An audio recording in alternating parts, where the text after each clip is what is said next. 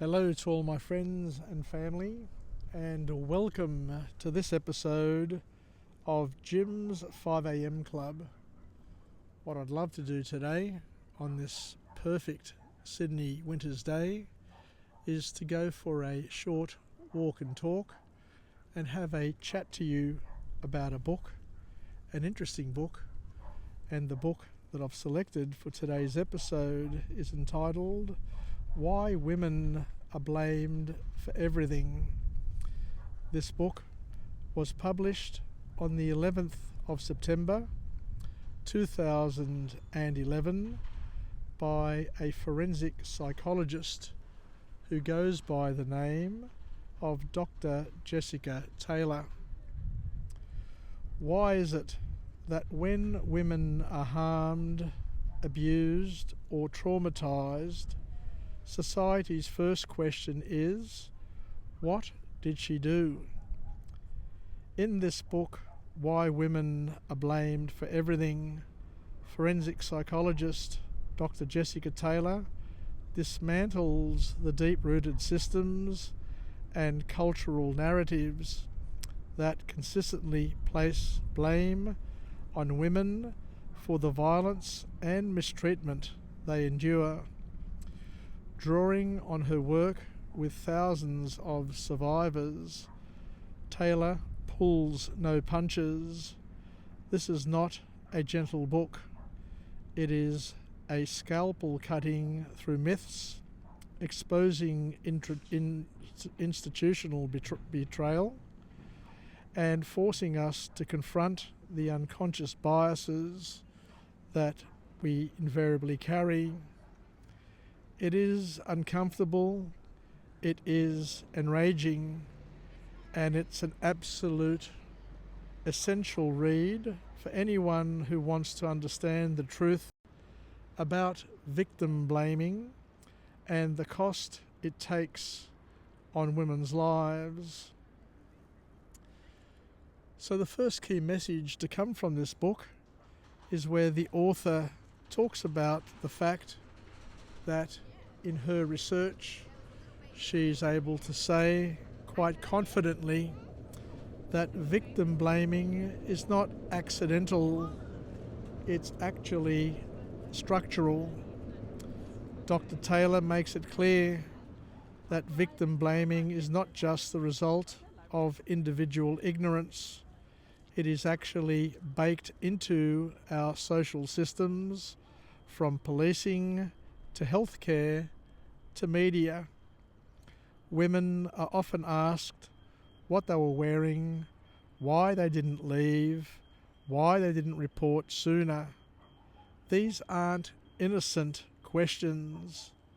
According to the author, these are tactics of deflection. The author goes on to talk about the myth of the perfect victim. One of the most damaging ideas explored in this book is the belief that only certain kinds of women deserve to be believed. The ones who are quiet, sober, modest, and or respectable. Women, on the other hand, who are poor, angry, mentally ill, loud, sexual, or non-white, are often discredited, dismissed, or demonized when they disclose harm. Female trauma is pathologized instead of validated.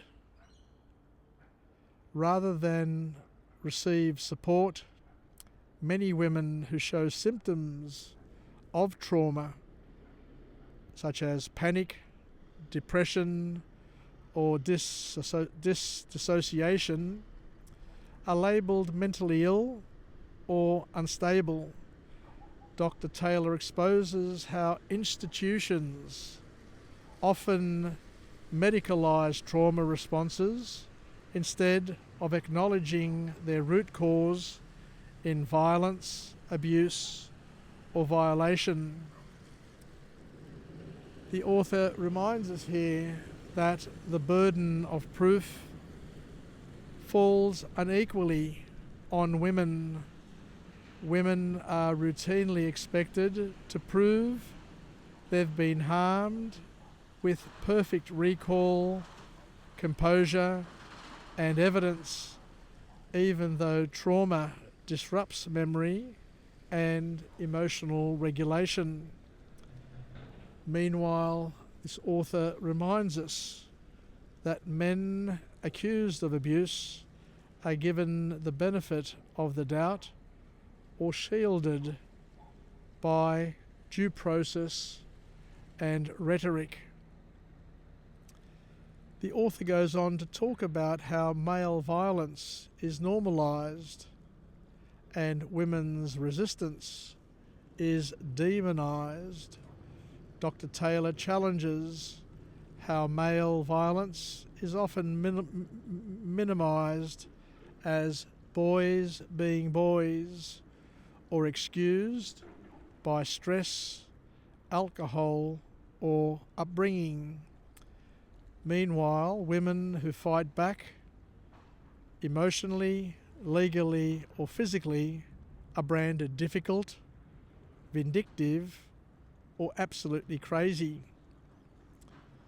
So language is a weapon used against women, and this book dissects how the words we use to describe harm subtly shift blame onto the victims.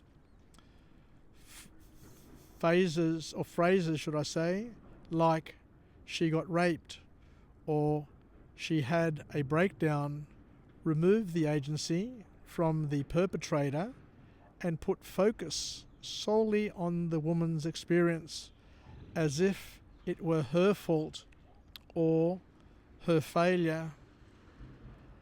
And the last key point to come from this book, this difficult book I may add, is that one needs to believe women as it is a political act.